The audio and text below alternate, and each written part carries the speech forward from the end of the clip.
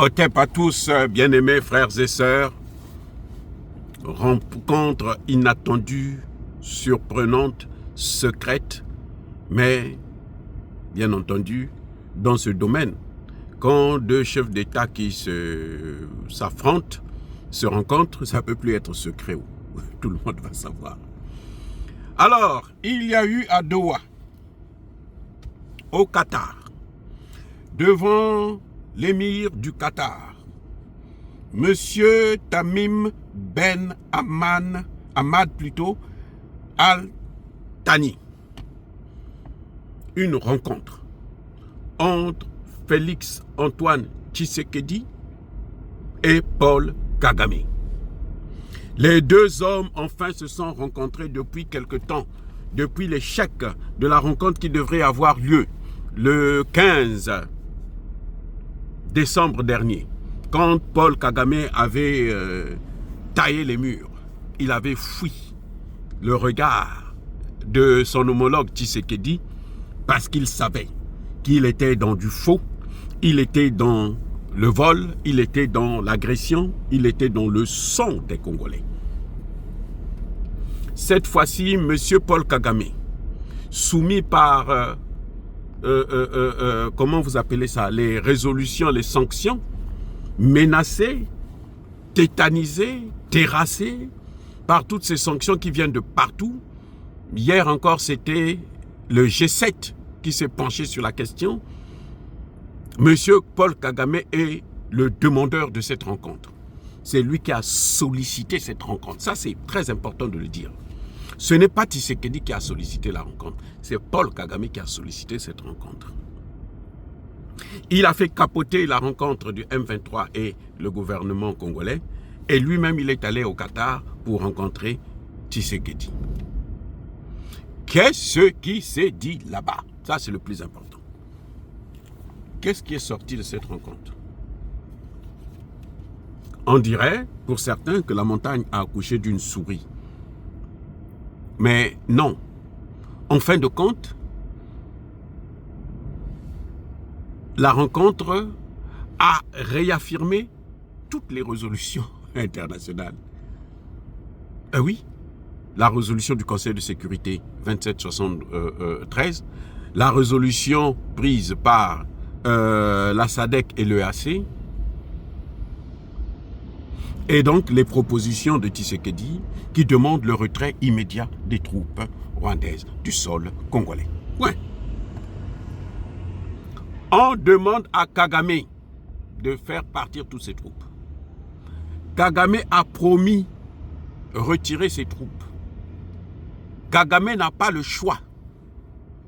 De toutes les façons, c'est trop tard pour Kagame, les carottes sont cuites. Il doit payer le prix de son comportement vis-à-vis de Félix Antoine Tshisekedi, vis-à-vis du peuple congolais et de la RDC. Kagame est coincé. L'émir du Qatar ne lui a pas demandé de rester là-bas et puis bon, on va parler pour les matières premières. Non, les matières premières ne lui appartiennent pas. Kagame n'a même pas besoin de négocier avec Tshisekedi des matières premières. La négociation qu'il y a entre Kagame et Tshisekedi, c'est le retrait des troupes rwandaises du sol congolais. Et puis, peut-être qu'on peut les alléger la tâche, ne pas les poursuivre. Parce qu'en fait, ils doivent aller tous en prison. Tous ceux qui ont fait traverser de l'autre côté. Eh oui, les amis, la situation est en train de devenir compliquée. Kagame était parti voir d'abord comment on l'appelait, le Turc, Erdogan. Tshisekedi avait décliné. Cette fois-ci, Tshisekedi a accepté auprès de l'émirat du Qatar. Parce que Tshisekedi a de bonnes relations avec l'émirat du Qatar. Parce que Tshisekedi a déjà proposé à l'émirat du Qatar que si vous m'aidez à régler cette situation, ben, ce que vous obtenez par le Rwanda, par le vol, moi je vais vous donner ça par la voie normale, puis c'est pour moi. Ça vient de chez moi. Mes excuses. Il y a un autre aspect. N'oubliez pas que le Qatar, là, il y a le Qatar, il y a l'Arabie Saoudite, ce sont des pro-américains. C'est-à-dire qu'eux, ils suivent à la lettre ce que l'Amérique demande. Qui ne dit pas que ce sont les Américains qui sont derrière. qui ont demandé à ce que Tshisekedi aille dire à Kagame qu'il quitte le sol congolais. Qui ne vous dit pas? Et regardez la photo qu'ils ont postée sur les réseaux sociaux, notamment sur le compte du gouvernement qatari. Vous allez voir un Tshisekedi relax, un émir souriant avec Tshisekedi, puisqu'il fixe Tshisekedi, pendant que Tshisekedi est en train de regarder Kagame, et Kagame fuit le regard de Tshisekedi, et il fixe son regard sur l'émir, qui ne le regarde même pas, qui ne le, comment on dit chez nous, ne le compte même pas. C'est comme s'il n'était pas là. Parce que tout le monde a compris que, mais Paul Kagame, c'est un bandit. C'est un grand bandit à la tête du Rwanda. Ce n'est pas comme disait quelqu'un au niveau de l'Union européenne, un député ou je ne sais pas, qui disait que ce n'est pas parce qu'il y a eu le génocide rwandais que le Rwanda va aller maintenant agresser la RDC. Ce n'est pas la RDC qui a génocidé les Rwandais. Ce sont les Rwandais entre eux qui se sont entretués. Le Congo n'est en rien responsable de ça. Au contraire, le Congo a aidé à régler la situation en accueillant des Rwandais pour qu'ils s'éloignent et puis arrêter la guerre. Et le Congo lui-même a ses problèmes. Le Congo n'a pas, c'est pas parce qu'à Kinshasa, il y a des problèmes que Kinshasa va aller envahir le Congo-Brazzaville ou le Centrafrique. Donc, en fait, Kagame est coincé et personne ne veut l'entendre encore. C'est surtout ça le problème, c'est que personne ne veut entendre Kagame. Personne ne veut le voir.